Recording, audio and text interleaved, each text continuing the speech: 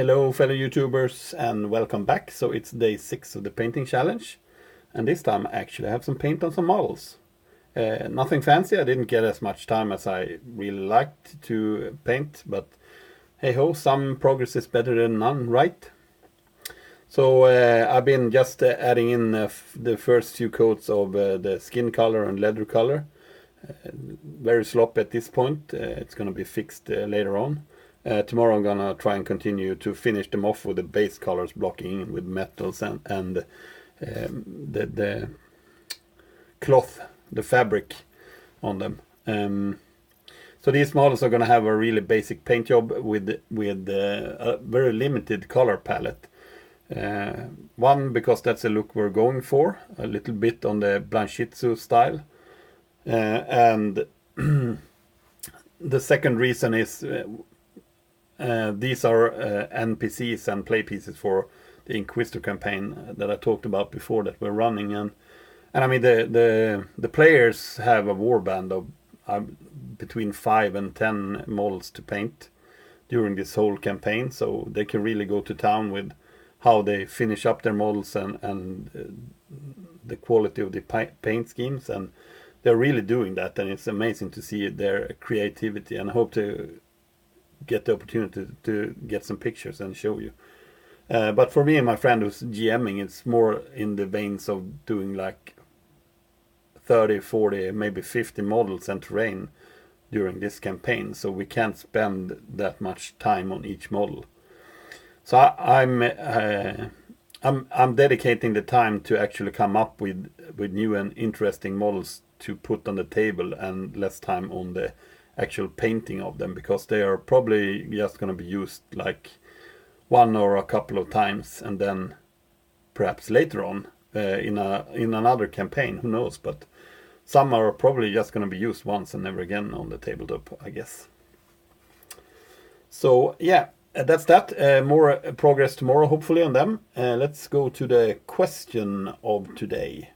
So it's about skill building and sharing techniques, and yeah, this is like a reoccurring question that's going to be answered every week. So I'm tempted for this first week just to give it's kind of a cheesy answer on the question, but I feel it's important to put it out there, and that is just to try. Don't be afraid to try new techniques. If you see something you like, or a technique that seems interesting, just try it. I mean, get some cheap models on like eBay, or trade with a friend, or I mean, there are ways to get models that are really not good, but they're good enough to try techniques on. So get some of those and just get to it.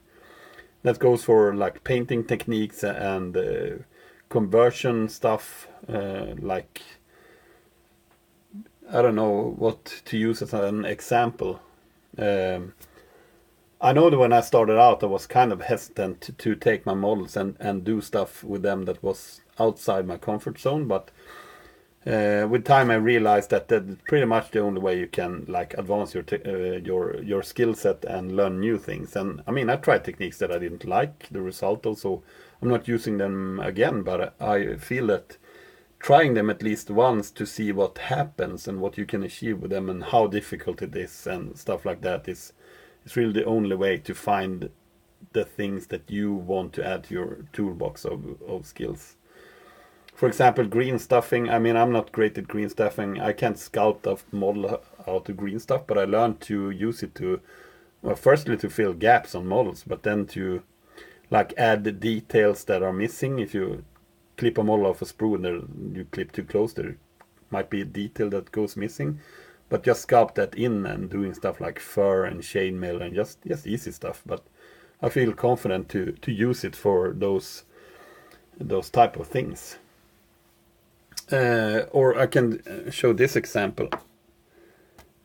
So this is a tank I had for another painting challenge, and this oh crap, almost tipped over the camera. This rust stuff is like the salt and hairspray technique. There are a lot of tutorials on how you do that, and I mean, you can watch other people do it, but I just took this tank that wasn't really it was a wreck when I started to refurbish it, but I decided to try the technique at least on this one. Um, and it turned out okay, I think. I mean, there's some things that I want to do differently if I'm going to use it again, but now I know how it works and what happens when you use it. The same thing is like the weathering powders.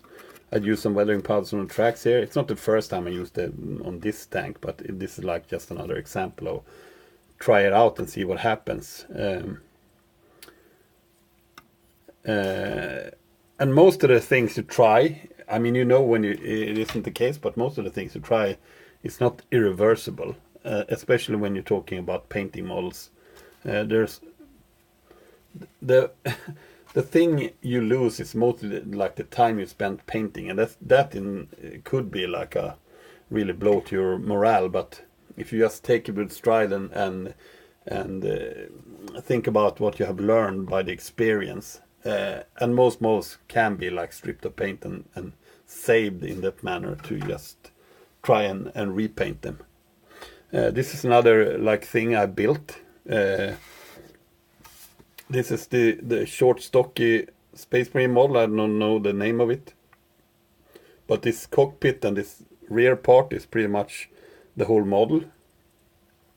So it's the concept. It was filling the role of like an attack helicopter for the Space Marine Army, but it's instead of it's like a really small jet plane of some sort. But when I saw it and understood the role it was doing on the battlefield, I thought, hey, I'm gonna use that and try to do like a 40k version of an A10 tank hunter. So the wing profile is actually the same as the A10, and what sparked my imagination was actually these rear-mounted wings. But I mean, this whole the front and the rear are from the kit, but this whole part in the middle and the wings are actually scratch built by Plasticard. And I mean, it's not super good. This was the first time I used Plasticard to build something this big, but I mean, on the battlefield, it serves its purpose, and yeah, I think it looked good for what it is. I used some technique I learned from scale model builders. Yeah, that's the right way to say it. With scribing into Plasticard the panel lines and adding like rivets to get some detail on the model, because these are just blank panels of Plasticard from the beginning. And the same thing on the wings, and it works. I mean, it's not perfect, and I didn't intend it to be perfect. This was just like an experiment to see if it worked. If I was to do it again, I would probably like be more careful about how I cut the lines and how I did the rescribing. But I mean, I use this model for a lot of gameplay, and it looks good on a tabletop. It looks good, and it does what it's supposed to do. So that's just to show you that you don't have to be afraid to. I mean, basically this was me taking a new plastic model and just starting with cutting it up with a razor saw and just sticking bits together and building as I went. So, yep, droning on again. So to cut the ramble short, make sure to try new things. Don't be afraid. And that's the only way you're going to learn new things. And don't be afraid to ask people. I mean, if you see someone that's done something or painted a model to a special look or effect, just ask them. And I mean, most people are just happy to share their knowledge. So, yeah, just do it.